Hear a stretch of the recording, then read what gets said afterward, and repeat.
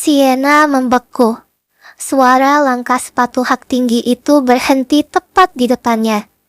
Dengan cepat, ia menarik rambut panjangnya ke depan, menutupi wajah layaknya hantu, berharap tidak dikenali. "Sepertinya kita pernah bertemu," ucap Cindy curiga. Sienna menjawab dengan suara diserak-serakan, "Anda salah orang, Nona." Di belakang Cindy, Erlan hanya diam mengamati. Erlan tidak bodoh. Sudut bibirnya sedikit terangkat. Lucu sekali, pikirnya. Istrinya yang bilang tidak akan cari masalah, sekarang malah jadi penguntit amatir. Begitu mereka pergi, Sienna langsung kabur. Ia memacu mobil mewahnya gila-gilaan. Erlan tidak boleh sampai di rumah duluan. Sesampainya di mansion, Sienna langsung lari ke kamar. Tapi begitu pintu dibuka, jantungnya hampir copot. "Dari mana?" tanya suara berat itu. Erlan sudah di sana, duduk santai dengan tatapan setajam elang yang siap menyambar mangsanya. Sienna mencoba bohong, tapi gagal total. Erlan memojokkannya, mengunci pintu, dan memaksa Sienna menatap matanya. Jadi, sekarang beralih jadi penguntit. Terpojok, Sienna akhirnya ngaku. "Sebenarnya aku mau ajak makan malam, tapi lihat suamiku pergi sama pacarnya. Jadi ya aku penasaran dan ngikutin deh. Hehe, aku cuma penasaran kok. Jadi kalau suatu saat aku punya pacar, aku nggak bingung lagi," ucap Sienna enteng. Mendengar kata pacar, rahang Erlan mengeras. Hatinya panas. "Tarik kata-katamu. Kamu tidak boleh dekat dengan pria manapun." Sienna melongo. Erlan enak-enakan pacaran, tapi Sienna dilarang. Wah, selain kurang akhlak, ternyata orang ini juga kurang waras. Batin Sienna. Emosi Sienna meledak. "Kalau begitu, putuskan hubunganmu dengan Cindy. Kalau kamu melarangku, kamu juga gak boleh dekat wanita lain." Erlan mencoba membungkamnya, tapi Sienna berteriak lebih keras. "Jangan campuri urusanku. Otakmu itu sudah rusak, Erlan." Setelah memaki suaminya, Sienna melenggang pergi begitu saja ke kamar mandi, meninggalkan singa jantan yang harga dirinya baru saja diinjak-injak. Boh, Erlan menghantam tembok di sampingnya. Sakit? Tentu. Tapi rasa marah dan gengsinya jauh lebih sakit. Dibiarkannya tangan itu berdarah. Erlan butuh pelampiasan. Ia tidak bisa tetap di sini.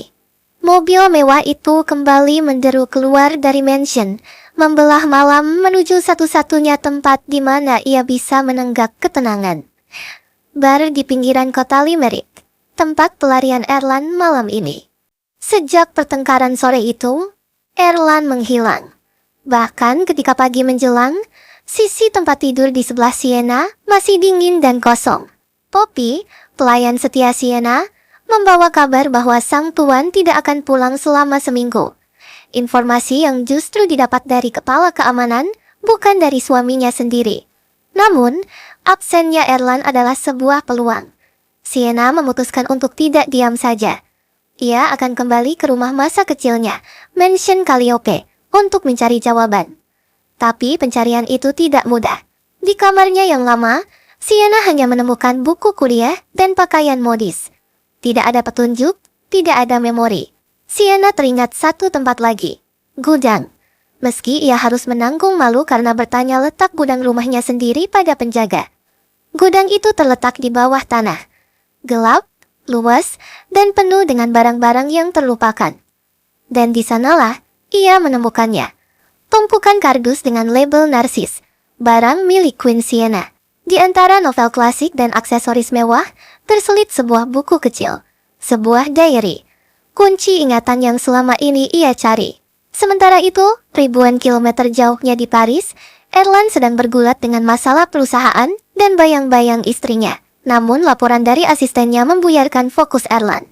Cindy, kekasihnya, terdeteksi berada di Indonesia, mengunjungi sebuah penjara. Cindy mematikan ponselnya, sesuatu yang tidak pernah ia lakukan. Kecurigaan mulai merayap di hati Erlan. Apa yang disembunyikan gadis itu? Di tengah kekalutan itu, jemari Erlan justru berhenti di nama Sienna. Kerinduan aneh menyelinap, menggoda egonya untuk mendengar suara sang istri. Namun ia menahannya. Ia tidak boleh terlihat lemah. Erlan hanya tersenyum tipis, meyakini bahwa Sienna pasti sedang merindukannya juga. Lorong itu sunyi. Hanya suara ketukan heels yang memecah keheningan. Seorang wanita cantik melangkah masuk ke dalam ruang tunggu penjara. Di balik kaca pembatas, dia menunggu. Matanya tak lepas dari pintu coklat tua itu, menanti seseorang yang sangat ia rindukan. Pintu terbuka. Seorang pria tampan dengan wajah lembut muncul. Pertemuan yang sudah lama dinantikan akhirnya terjadi. "Hei, sudah lama," sapanya dengan suara serak. Ada kerinduan mendalam di sana. Pria itu hanya tersenyum tipis. Berjanji kebebasannya sudah dekat. Namun pembicaraan beralih ke dia. Wanita itu ingin pria ini melupakannya. Api sang pria justru bersikeras untuk mengubah pandangan musuhnya itu. Waktu habis. Wanita itu pergi, menutup wajah cantiknya dengan masker dan topi. Identitasnya kembali tersembunyi dalam bayang-bayang. Sementara itu, di mansion Harrison, Sienna tenggelam dalam buku harian pemilik tubuh asli. Ada nama yang terus muncul. Cindy. Ternyata, Sienna dan Cindy pernah sangat dekat sebelum bermusuhan. Tapi anehnya, nama Erland, sang suami, jarang sekali disebut. Cinta pada pandangan pertama? Sienna tidak percaya itu. Ia merasa harus mencari tahu kebenaran masa lalu Sienna asli di Indonesia. Tekadnya sudah bulat. Bahkan, saat Poppy mengantar makan malam, Sienna tak bergeming. Fokusnya hanya satu. Pergi ke Indonesia besok. Setelah makan, Sienna langsung berkemas. Ia butuh jawaban. Jika benar Sienna asli hanya iri pada Cindy, maka ia akan mantap bercerai dengan Erland. Pagi-pagi buta, Sienna mencoba kabur. Ia berharap bisa lolos sebelum ada yang menyadari. Namun naas, Poison, kepala keamanan mansion, seolah punya radar pendeteksi. Langkah Sienna terhenti seketika. "Maaf Nyonya, nyawa kami taruhannya." Poison memohon, tapi tubuh kekarnya tetap menghalangi jalan. Tanpa izin Erland, Sienna adalah tahanan di rumah mewahnya sendiri. Sienna mendengus kesal. Ia tak tega mengorbankan para pekerja. Rencana kabur gagal total. Satu-satunya jalan adalah menghubungi pria dingin itu. Haruskah dia menelpon Erland dan meminta izin? Sienna benar-benar malas. Di dalam kamar luas bernuansa monokrom itu, Sienna mengetuk pelan lantai licin dengan ujung sepatunya. Suara ketukan itu menggema, mengisi kekosongan di antara suara hujan deras di luar sana. Ia berjalan ke jendela, menyibak tirai. Di bawah sana, taman mansion yang indah kini diguyur hujan lebat. Namun pikiran Sienna tidak ada di sana. Ia sedang menyusun rencana. Tangannya menekan nomor Erland. Ia butuh izin untuk pergi. Sienna yakin pria yang tak peduli itu tak akan repot-repot menahannya. "Selamat malam Erland. Kudengar kau di Paris." Sienna mencoba berbasa-basi. Namun Erland langsung memotongnya dengan dingin. Pria itu tak suka buang waktu. Seperti dugaan, Erland mengizinkannya liburan begitu saja. Panggilan berakhir tanpa ucapan manis, dingin. Tapi bagi Sienna, ini adalah tiket kebebasannya. Ternyata sulit juga ada di sini, gumamnya. Ia menulis namanya di kaca berembun, mengingat bagaimana keluarga aslinya mungkin sedang bersorak merayakan kepergiannya. Masa bodoh dengan kebencian mereka. Sienna bertekad, liburan ini bukan sekedar jalan-jalan. Ia akan menguak misteri hidup pemilik tubuh ini. Sementara itu di Paris, suasana mencekam menyelimuti kamar Erland. Matthew melaporkan sesuatu yang membuat darah Erland mendidih. Cindy, wanita yang dicintainya, menemui pria lain di penjara. "Siapa pria itu?" tanya Erland. Rahangnya mengeras. Kecurigaan bahwa Cindy tidak tulus mulai merayapi pikirannya. Ia memerintahkan Matthew membuka semua data lama. Erland membaca dengan kecepatan kilat, mencari celah yang terlewat, hingga matanya menangkap satu fakta ganjil. Sienna dan Cindy. Mereka ternyata sudah saling mengenal jauh sebelum Erland masuk ke kehidupan mereka.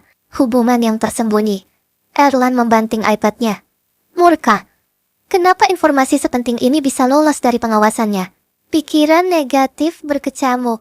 Sienna yang mengejarnya dengan cinta murahan, dan Cindy yang membuatnya jatuh cinta. Apakah ini semua settingan? Apakah dua wanita ini bekerja sama untuk menjebaknya? Aku harap tidak ada konspirasi konyol, desisnya. Erlan tersenyum sinis. Hatinya sakit dikhianati, tapi egonya lebih besar. Ia tak akan membiarkan siapapun mempermainkannya. Erlan tidak pernah kalah. Ia selalu satu langkah di depan. Dan jika mereka bermain api, Erlan akan memastikan mereka terbakar. 16 jam perjalanan akhirnya membawa Sienna kembali ke Jakarta. Kota yang menyimpan kepingan masa lalu yang ia cari. Itu Diego, sepupu yang seharusnya menjadi sekutu, namun terasa menyimpan rahasia. Diego langsung bertanya tentang suami Sienna. Aneh rasanya, seolah ia memantau gerak-gerik Sienna. Cuaca Jakarta yang panas menyambutnya, kontras dengan dinginnya Limerick. Sama kontrasnya dengan sikap Diego yang berubah saat Sienna menyinggung masa lalu. Aku kangen teman-temanku. Kalimat sederhana itu membuat atmosfer berubah drastis. Diego marah. Dia bilang Sienna lupa adalah kabar bagus. Bahwa Tante Elva berhasil. Berhasil apa? Menutup rapat ingatan Sienna. Kamar ini bukan kamar seorang putri manja. Nuansa abu-abu dan hitam ini lebih mirip sarang seorang pemberontak. Tidak ada rok mini atau baju ketat. Lemari ini penuh celana panjang, topi, dan gitar. Sienna yang asli ternyata seorang tomboy. Tapi penemuan di laci meja rias ini lebih mengejutkan daripada sekadar selera fashion. Foto pertama. Sebuah geng besar. Ada Cindy di sana, dan Sienna berdiri di tengah sebagai pusatnya. Mereka terlihat seperti penguasa sekolah. Jika mereka sedekat ini dulu, kenapa sekarang bermusuhan? Dan siapa pria-pria di belakang ini? Namun figura kedualah yang membuat jantung Sienna berdegup. Sienna tertawa lepas di samping pria ini. Raja Severius dan Ratu Black Rose. Ternyata, dia adalah cinta pertama Sienna. Kisah cinta antar ketua geng? Kemana perginya pria ini? Kenapa Sienna tidak bersamanya lagi? Terlalu banyak pertanyaan. Waktu Sienna di Jakarta terbatas. Ia harus membongkar rahasia ini sebelum kembali. Apakah ia harus melepaskan Erlan untuk Cindy demi masa lalu ini? Rasa penasaran ini membunuhnya. Diego, Cindy, dan sang Raja Severius. Apa yang sebenarnya terjadi di masa remaja Sienna? 1 jam berlalu. Akhirnya kelelahan menang. Sienna terlelap, siap menghadapi investigasi esok hari.